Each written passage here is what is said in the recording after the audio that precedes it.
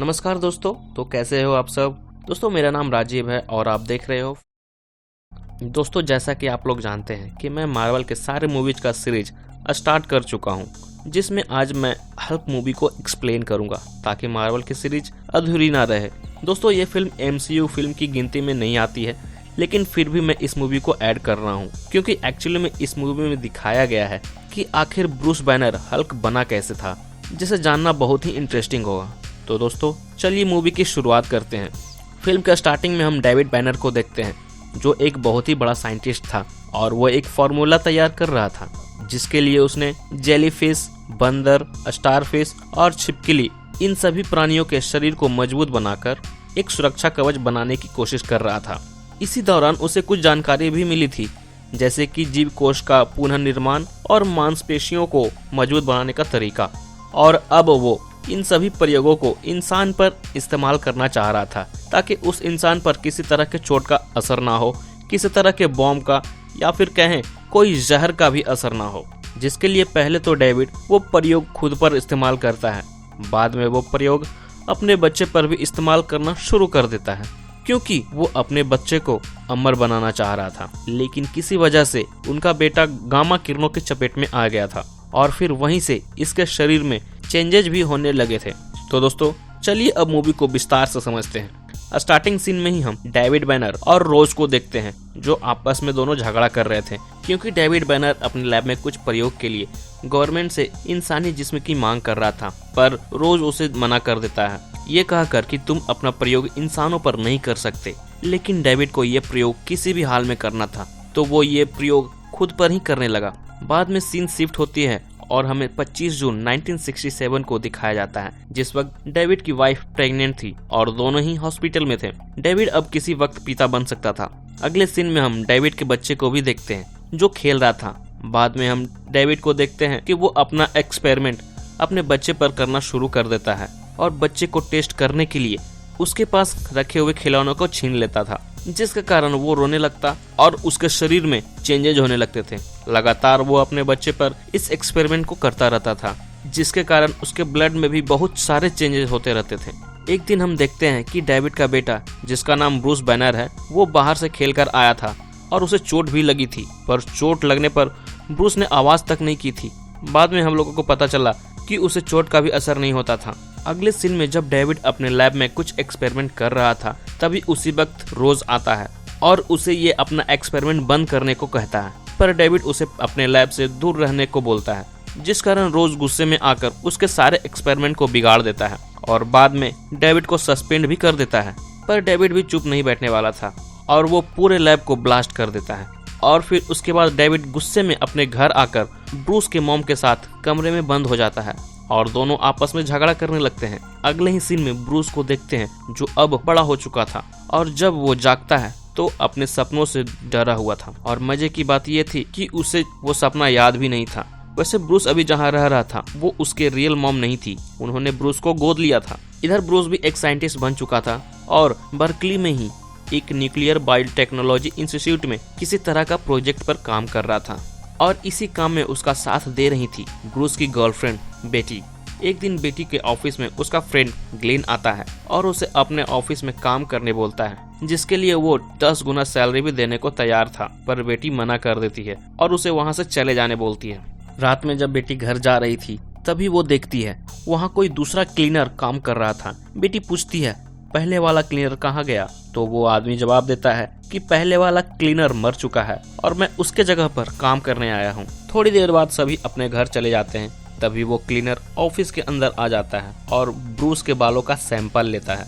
दरअसल वो cleaner David था, ब्रूस का पिता, और वो ब्रूस का डीएनए लेना चाह रहा था। बाद में कुछ एक्सपेरिमेंट करने के बाद डेविड को ब्रूस का डीएनए भी मिल जाता है। अगले दिन जब ब्रूस ऑफिस आता है तो ग्लेन को फिर से अपने ऑफिस में पाता है, पर इस बार ग्लेन ब्रूस को भी ऑफर करता है और बोलता है सभी टेस्ट, सभी खोज मेरे लिए किया करो, फायदे में रहोगे। पर ब्रूस बोलता है मैं ये काम अपने फायदे के लिए नहीं करता हूँ, मैं ये काम लोगों के फायदे के लिए करता हूँ, जिससे लोगों का भला हो। और फिर वो ग्लेन को चले जाने को बोलता है, पर ग्लेन वहाँ से जाने वक्त बोलता है कि मैं जा तो रहा हूँ पर वापस जरूर आऊंगा, और फिर ग्लेन वहाँ से चला जाता है। बाद में जब ब्रूस का फ्रेंड हार्पर लैब के अंदर कुछ काम कर रहा था तभी वहाँ पर कुछ गड़बड़ हो जाती है, जिसे देखकर ब्रूस वहाँ पर आ जाता है और अपने फ्रेंड हार्पर को वहाँ से हटा देता है और खुद एक गामा किरणों की चपेट में आ जाता है। बाद में जब ब्रूस हॉस्पिटल में था तब वो बिल्कुल ही ठीक था और ये देखकर बेटी ब्रूस से बोलती है, तुम बचे कैसे? क्योंकि आज तक गामा किरणों की चपेट में जो भी आया वो मारा गया, तुम कैसे बच गए? पर ब्रूस बोलता है, मैं बिल्कुल ठीक हूँ, तुम चिंता मत करो, यहाँ तक कि पहले से बेहतर भी हूँ, क्योंकि पहले मेरे घुटनों में दर्द था और अब वो भी खत्म हो चुका है। पर बेटी अब भी परेशान थी, उसे समझ नहीं आ रहा था आखिर कैसे ऐसा हो सकता है। रात में जब ब्रूस लैब में सो रहा था तभी वहाँ पर डेविड आ जाता है, जिसे देखकर ब्रूस बोलता है, कौन हो और कैसे अंदर आए? पर डेविड बोलता है, मैं तुम्हारा पिता हूँ और तुम्हारा नाम ब्रूस क्रेंजलर नहीं ब्रूस बैनर है। लेकिन ब्रूस बोलता है, आप झूठ बोल रहे हैं, मेरे माता पिता मर चुके हैं जब मैं छोटा था। लेकिन डेविड बोलता है, ये सब झूठ है, सच्चाई तुमसे छुपाई गई है, तुम्हारे अंदर की वो पावर सब तुमसे छुपाई गई है और सभी ने मुझे जेल में डाल दिया था, जिस कारण मैं 30 सालों तक जेल में रहा हूँ। और बाद में डेविड ब्रूस को बेटी से दूर रहने को भी बोलता है, क्योंकि उससे उसको खतरा था। वो इसलिए कि बेटी उसी आदमी की डॉटर थी जिसके कारण डेविड जेल गया था। लेकिन ब्रूस गुस्सा हो जाता है और डेविड को वहाँ से जाने बोलता है। इधर बेटी के डैड भी बेटी को मिलने बुलाते हैं और उनका नाम रोज है। वो भी बेटी को ब्रूस से दूर रहने बोलते हैं, पर बेटी के वजह पूछने पर वो बताते हैं कि मैं अभी तुम्हें कुछ नहीं बता सकता, जिस कारण से बेटी वहाँ से गुस्सा होकर चली जाती है। इधर जब ब्रूस लैब में काम कर रहा था तभी उसे बीते हुए दिनों की सारी बात याद आने लगती है, जिस कारण वो बहुत ही गुस्सा होने लगता है और लैब में ही इधर उधर भागने लगता है। और थोड़ी देर बाद देखते ही देखते अचानक से लैब में ही ब्रूस एक दानव का रूप ले लेता है और वो पूरी तरह से हल्क बन जाता है। फिर वो लैब में ही बहुत ही तबाही करने लगता है, सब कुछ तोड़ फोड़ करने लगता है। इधर ये सब करते हुए उसके पिता डेविड देख रहे थे। बाद में वो भी ब्रूस के पास आते हैं और उसे थोड़ा शांत करते हैं, उसे सहलाने लगते हैं, जिससे ब्रूस भी थोड़ा शांत हो जाता है। लेकिन जैसे ही वो पिछली बातों को याद करता है वो फिर से गुस्सा हो जाता है और लैब की छत को फाड़कर ऊपर चला जाता है। बाद में वो वहां से भी भाग जाता है। इधर डेविड भी कुछ नहीं कर पाता और वहीं पर गिरा रह जाता है। अगले दिन जब बेटी ब्रूस के घर आती है तब वो ब्रूस को बहुत ही अजीब हालात में देखती है और फिर बेटी उससे बोलती है कि कल क्या हुआ था, मुझे तुम्हारी फिक्र हो रही थी, तुम कहाँ थे? लेकिन ब्रूस बोलता है, मैं सपने देख रहा था, ऐसा लग रहा था जैसे मैं फिर से जन्म ले रहा हूँ और बहुत सारी किरणें मेरी तरफ आ रही थी और मेरी धड़कनें बहुत तेज हो रही थी। इसके बाद बेटी पूछती है, क्या तुम कल लैब में थे?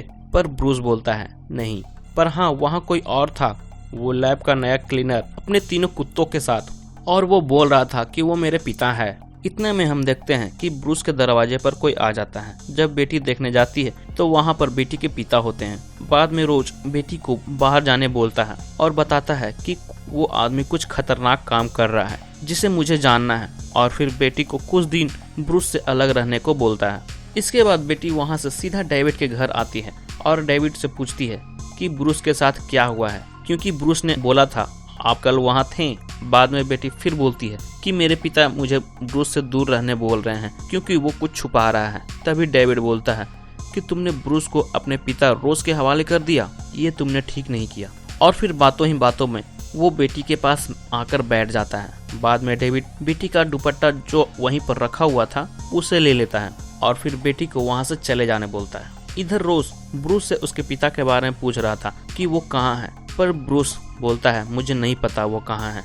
ये सुनकर रोज बोलता है कि पता है मैं कौन हूँ? ब्रूस बोलता है हाँ, आप बेटी के डैड हो। तभी रोज बोलता है मैं वही हूँ जो तुम्हारे पिता को जेल भेजा था और मैं तुम्हारे साथ भी वही कर सकता हूँ।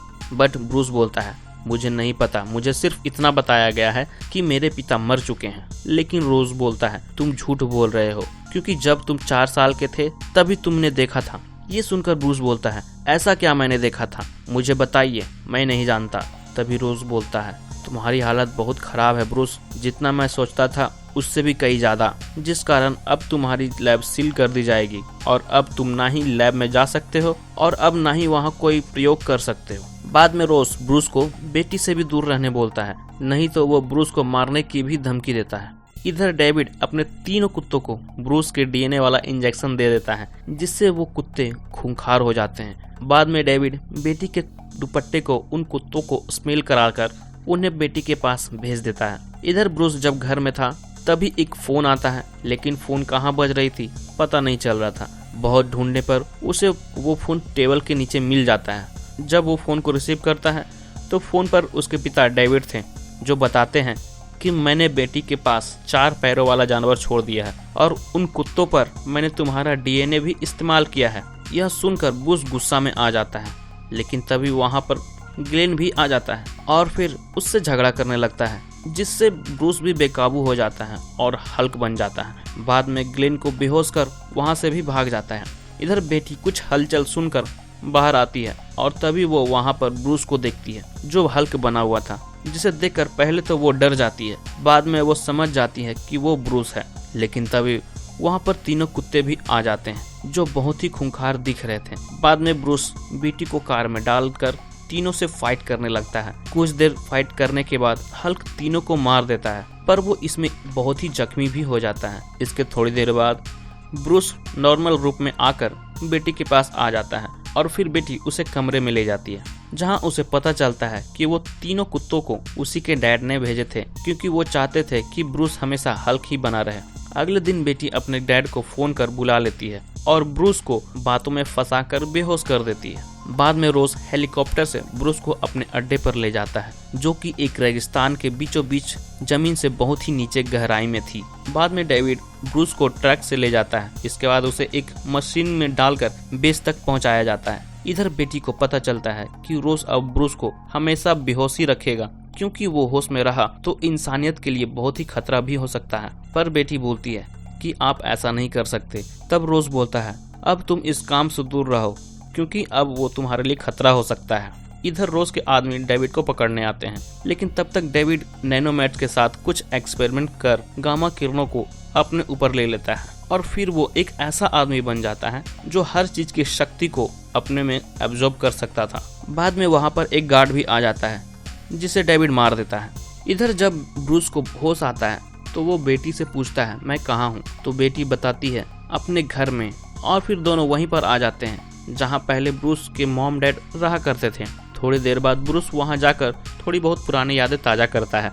अगले सीन में देखते हैं कि अब बेटी को भी परमिशन नहीं था ब्रूस से मिलने के लिए, और ऐसा ग्लेन ने किया था, क्योंकि ग्लेन ही यहाँ का मेन इंचार्ज था और ग्लेन हल्क के इस्तेमाल से बहुत सा पैसा कमाना चाहता था। बाद में रोज बेटी को वहां से चले जाने को बोलता है, क्योंकि अब वो कुछ नहीं कर सकता था। इधर ग्लेन फिर से ब्रूस को गुस्सा दिलाने लगता है ताकि ब्रूस हल्क बने और ग्लेन उसका सैंपल ले सके, पर ब्रूस किसी भी तरह से अपने आप को कंट्रोल करता है ताकि उससे गुस्सा ना आए।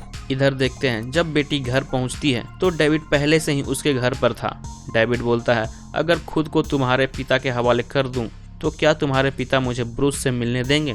और फिर बाद में वो अपनी पूरी कहानी बेटी को बताता है, जिसमें पता चलता है कि ब्रूस के मॉम को डेविड ने ही गलती से मार दिया था और ऐसा करते हुए ब्रूस ने सब कुछ देखा था। इधर हम देखते हैं कि ग्लेन ब्रूस को एक कैप्सूल बॉक्स में डाल देता है और उसे लगातार शॉक देता है। इस लगातार शॉक की वजह से ब्रूस कंट्रोल नहीं कर पाता और वो वापस हल्क बन जाता है। जब ब्रूस हल्क में तब्दील हो रहा था तभी ग्लेन ब्रूस के शरीर पर लगे नीडल को चुभोने लगता है और उसका सैंपल लेने लगता है, पर कोई फायदा नहीं, क्योंकि नीडल अंदर नहीं जा रही थी। बाद में हल्क कैप्सूल से बाहर आ जाता है, पर ग्लेन उसे बेहोश करने के लिए वहां पर गैस छोड़ता है, लेकिन तब भी ब्रूस वहां पर बेहोश नहीं होता। बाद में सभी लोग हल्क को एक चीज से रोक देते हैं और ग्लेन पास में आकर सैंपल लेने लगता है, लेकिन हल्क इतने गुस्से में होता है कि वो उस जमे हुए चीज को फाड़ कर बाहर आ जाता है, जिसे देखकर ग्लेन हल्क पर एक बॉम्ब छोड़ता है जो सीधा हल्क के शरीर से टकराकर वापस आ जाती है और वहीं पर फट जाती है।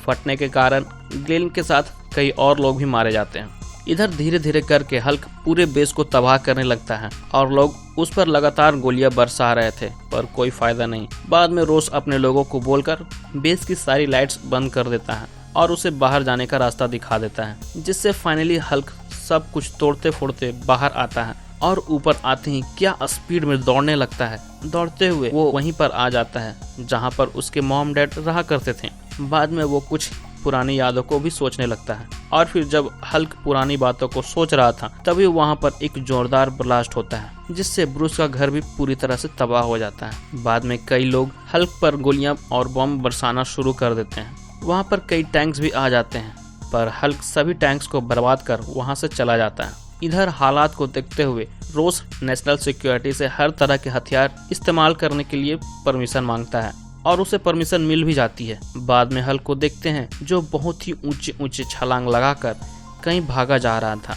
भागता हुआ हल्क एक जगह रुककर देखता है तो चारों तरफ से उसे हेलीकॉप्टर घेरे लेते हैं और लगातार उस पर गोलियां चलाने लगते हैं। बाद में हल्क भागता हुआ पत्थरों और पहाड़ों के बीच चला जाता है, जिस कारण मिलिट्री वाले उस जगह पर लगातार बम और मिसाइल्स चलाकर पूरे पत्थर और पहाड़ों को तोड़ देते हैं और हल्क को उन पत्थरों के अंदर दबा देते हैं। बाद में सभी लोग उसे मरा हुआ समझकर वहां से जाने लगते हैं, लेकिन तभी वहां पर हल्क फिर से बाहर आ जाता है और सीधा शहर की तरफ जाने लगता है। इधर रोज को भी पता चलता है कि हल्क जिंदा है, तो वो फिर से मिलिट्री वालों को उसके तरफ भेजते हैं। बाद में देखते हैं कि एक अनकंट्रोल रॉकेट शहर के बने हुए ब्रिज से टकराने वाली थी, लेकिन तभी हल्क उस रॉकेट पर जंप कर देता है, जिससे रॉकेट ब्रिज के नीचे से निकल जाती है। लेकिन तभी पायलट हल्क को लेकर अंतरिक्ष की ओर जाने लगता है, जिससे बाहरी हिस्सों में ऑक्सीजन न होने के कारण हल्क का हाथ रॉकेट से छूट जाता है और वो सीधा समुद्र में आकर गिर जाता है। बाद में सभी लोग लगातार उस पर बॉम्ब बरसाने लगते हैं।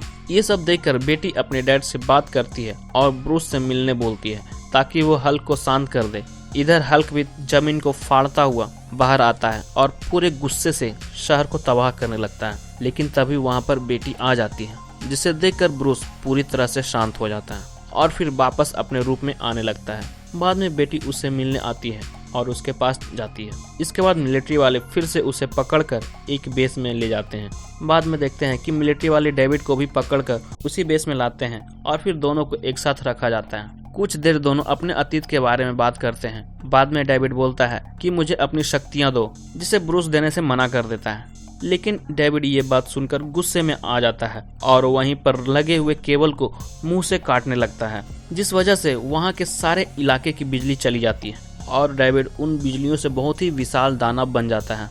बाद में ब्रूस को भी गुस्सा आने लगता है और ब्रूस वापस से हल्क बन जाता है। फिर दोनों लड़ते हुए समुद्र के किनारे चले जाते हैं। बाद में दोनों वहीं पर फाइट करने लगते हैं। इसी दौरान डेविड भी हर तरह का रूप लेता है, जैसे कि पत्थर का, फिर पानी का, और फिर फाइनली वो ब्रूस को और गुस्सा दिलाता है ताकि उसके भी पावर्स को एब्जॉर्ब कर सके।